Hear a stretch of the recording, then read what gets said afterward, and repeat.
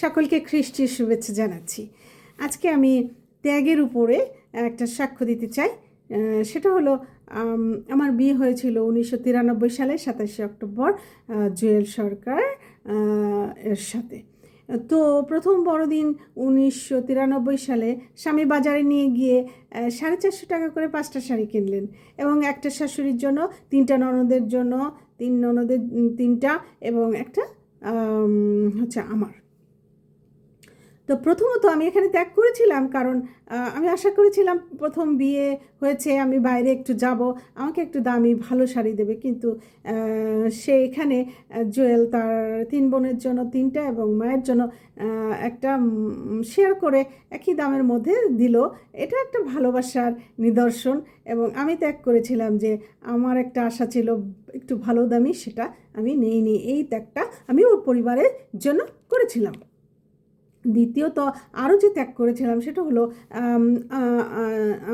আমার স্বামী আসলে ন্যায় বিচার করেছে কি না জানি না, তার মা এবং বোনদের যেমন তার দিতে ইচ্ছে হয়েছিল, তেমনি আমারও কিন্তু ইচ্ছে হয়েছিল যে আমি আমার মাকে এবং বোনদেরকে দেই, একই সাথে কিনি। কিন্তু আমার সেই আশাটা সেখানে আমি বিলীন করে দিয়েছিলাম, ইচ্ছাটাকে হাওয়ায় উড়িয়ে দিয়েছিলাম। কারণ ত্যাগ করা শিখেছিলাম ছোটোবেলা থেকে। অক্সফোর্ড মিশন বরিশাল যাবার পর এখানে পড়েছি, সিস্টারদের দেখেছি, শিখেছি ত্যাগ করা। এবং এইভাবে একজন স্ত্রী হিসাবে আমি আমার স্বামীর পরিবারের জন্য, শ্বশুরবাড়ির জন্য এভাবে ত্যাগ করেছিলাম। তো এইভাবে অনেক মেয়েরা তাদের জীবনে শ্বশুরবাড়ির জন্য অনেক ত্যাগ করে থাকেন, যেটা তারা মূল্যায়ন করেন না, কিন্তু পিতা ঈশ্বর মূল্যায়ন করেন। আর তাই আজ আমার ঘরে শাড়ি, দামি দামি শাড়ি ভরে গেছে, সবাই আমাকে দিয়েছে। ঈশ্বরের যদি ইচ্ছা না হতো তাহলে আমি পেতাম না। এখন এই বড়দিনেও 2টা শাড়ি আমার ঘরে চলে এসেছে। তো দেখুন, ঈশ্বর আমাদের দেখছেন সব কিছু।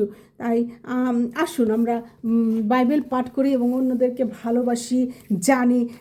যৌন লিখিত সুসমাচারের 13 অধ্যায় 34-35 পদে, এক নতুন আজ্ঞা আমি তোমাদের দিতেছি, তোমরা পরস্পর প্রেম করো।